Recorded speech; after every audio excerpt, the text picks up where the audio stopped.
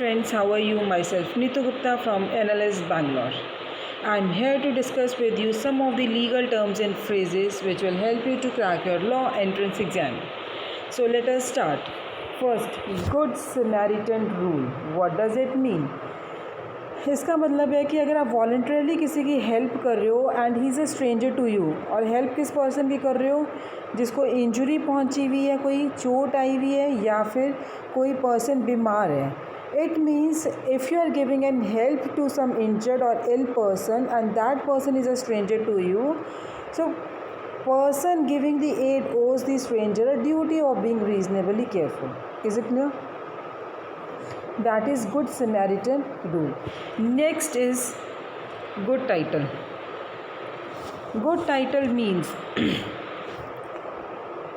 कोई प्रॉपर्टी है, उसमें प्रॉपर्टी में आपका टाइटल क्या है? क्या वो आपकी ही प्रॉपर्टी है? मीन्स कि यहाँ पे ओनरशिप की बात हो रही है कि ये प्रॉपर्टी किसकी है, and that is free from all the claims. Is it clear? तो वो प्रॉपर्टी अगर आपकी है, you are the owner of that property and that property is free from all the claims, all the encumbrances, then that property can be sold, that property can be transferred to the other person. Is it clear? That is a good title. Next, goods. Goods क्या है? जो items cell के लिए हैं. Anything can be a good. Goodwill. Goodwill means reputation. ठीक है, अगर आप मार्केट में जा रहे हो, आपको कुछ पर्टिकुलर चीज़ ख़रीदनी है, whatever goods you want to purchase, आप क्या कहते हो? यार उस शॉप पे जाओ, वहाँ पे बहुत अच्छी चीज़ मिलती है. मीन्स रेपुटेशन है. So goodwill means reputation.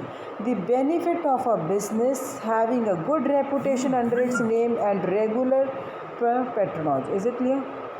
It is not tangible like equipment, right to lease the premises or inventory of goods.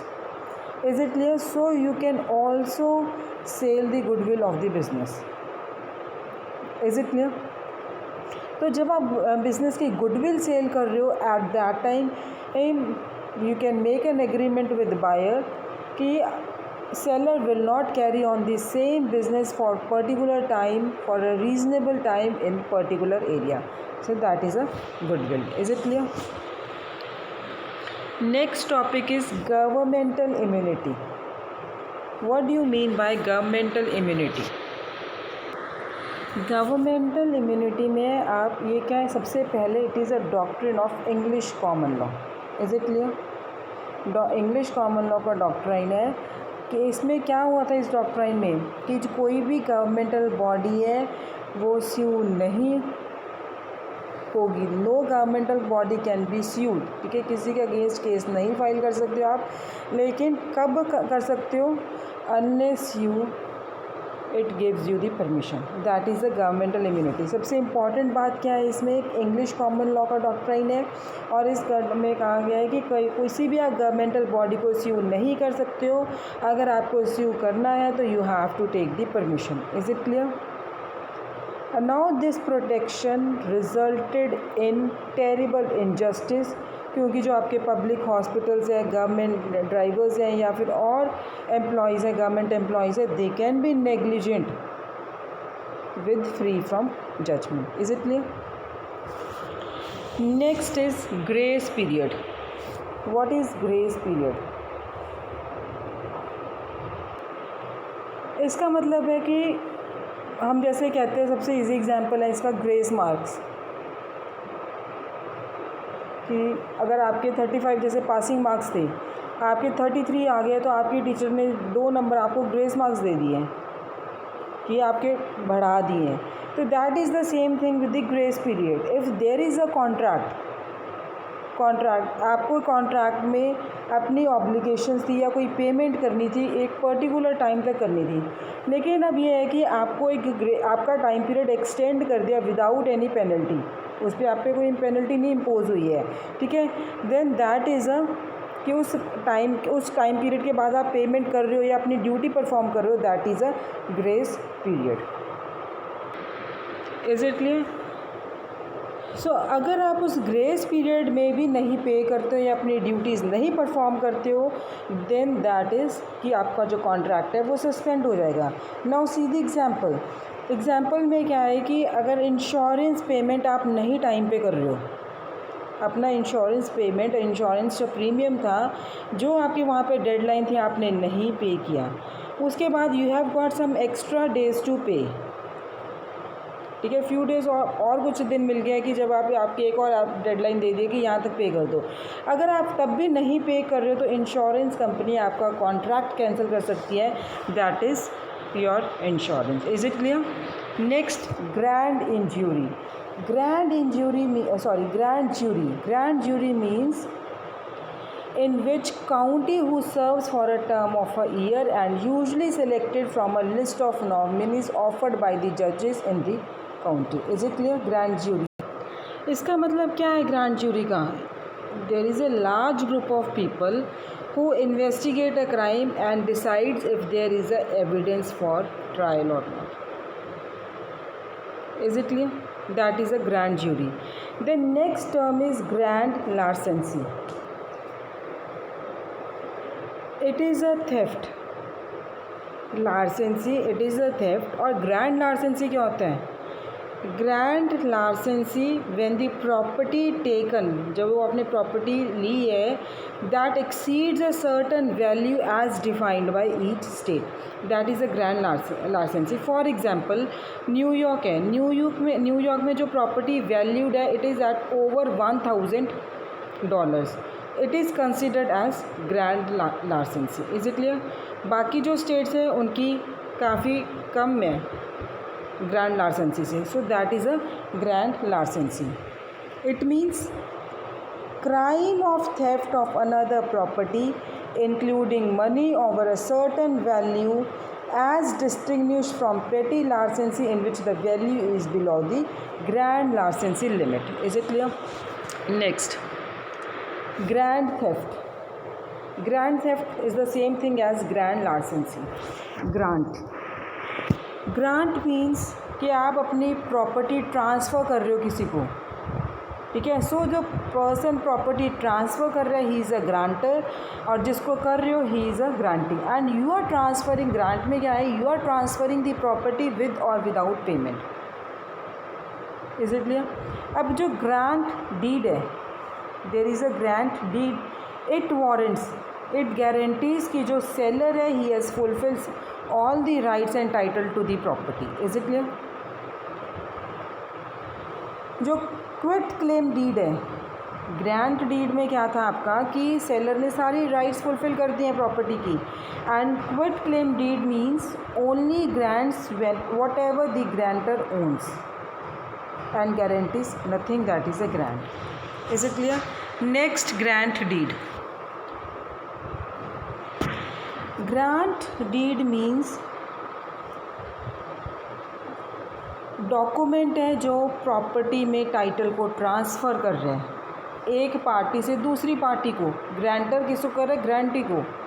ए ने प्रॉपर्टी ट्रांसफ़र की है बी को, तो उसके जो डॉक्यूमेंट्स हैं, that is a grant deed. उसके लिए जो डॉक्यूमेंट्स तैयार होंगे, प्रिपेयर करोगे आप, तो वो डॉक्यूमेंट जिसमें टाइटल ट्रांसफ़र हो रहा है, that is a grant deed. Is it clear? तो उसमें आपका क्या, ये ग्रांट डीड है, क्या कुछ डिस्क्राइब होगा? बाउंड्रीज, पार्सल नंबर्स, और जो लोग ट्रांसफ़र कर रहे हैं उनके सिग्नेचर्स होंगे, and it will be acknowledged before a notary public. Most importantly जो ग्रांट डीड है, that warrants that the grantor actually own the title to transfer. जो सेलर है वो उसका ट्रांसफ़र टाइटल, प्रॉपर्टी में टाइटल है, which quit claim deed would not. Quit claim deed में ये मेंशन नहीं होता। सिर्फ वहाँ पे क्या होता है, ये सिर्फ ट्रांसफ़र करती है कि ग्रांटर के पास क्या है, if anything. Is it clear? Next, guarantee. What is guarantee? Grantee, grantee कौन है? जिस पार्टी को प्रॉपर्टी मिल रही है, जो बायर है, अगर उसको गिफ्ट कर रहे हैं, डनी है, he is a grantee. Is it clear? Next, grantor, जो प्रॉपर्टी अपनी ट्रांसफ़र कर रहा है, ही इज़ अ ग्रांटर।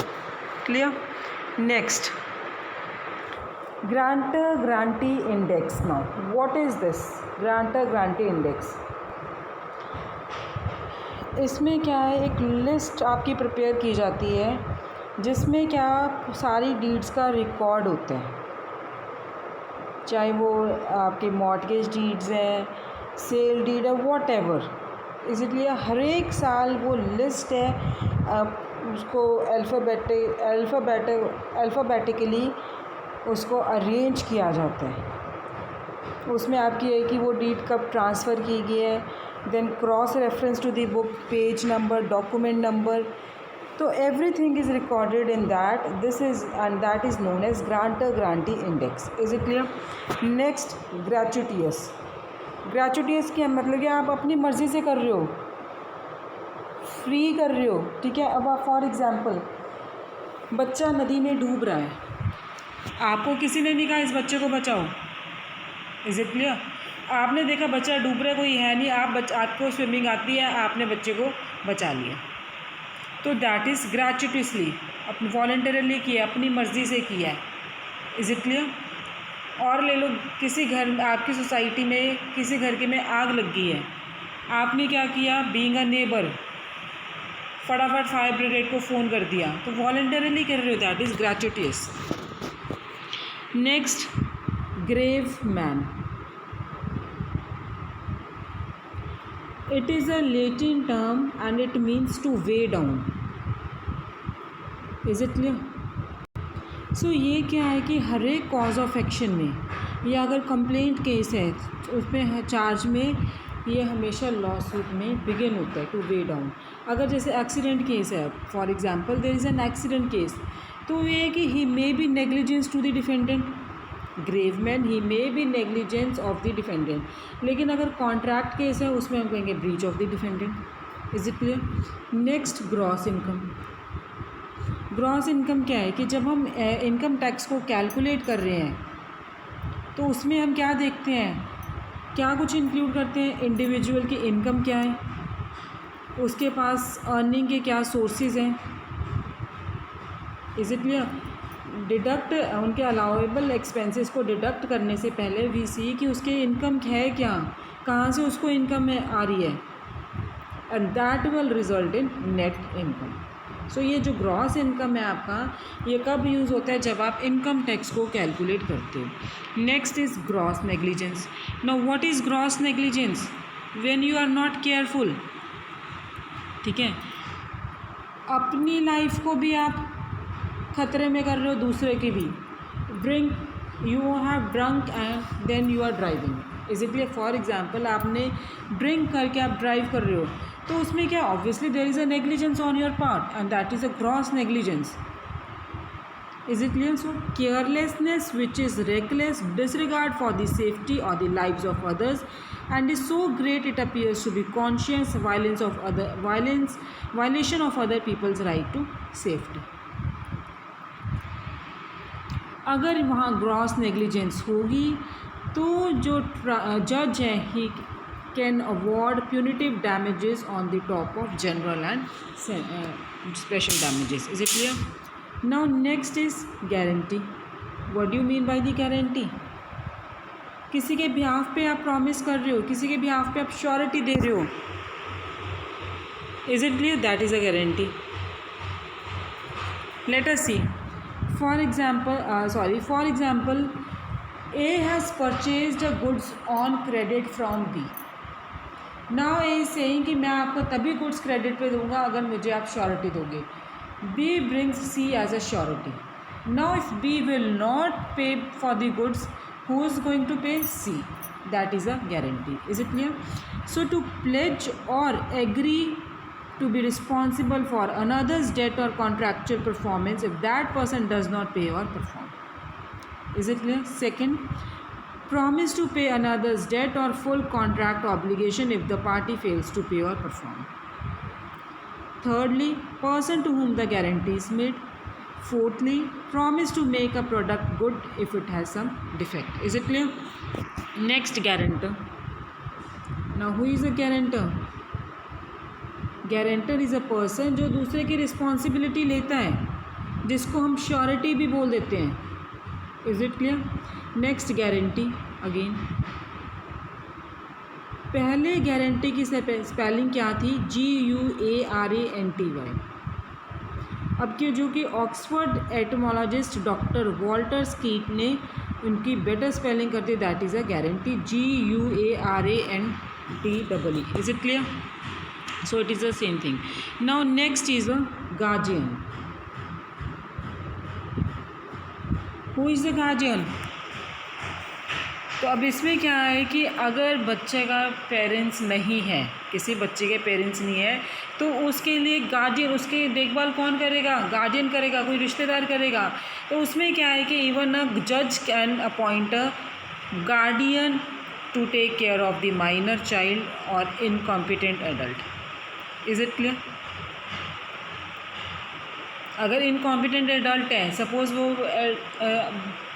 बड़ा तो है, मेजर तो है, but he has not, he is of unsound mind, he can not understand the questions which a ordinary prudence man can do.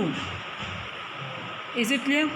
So to become a guardian of a child, either the party intending to be guardian on another family member, a close friend or local official responsible for a minor's welfare will petition the court to appoint the guardian.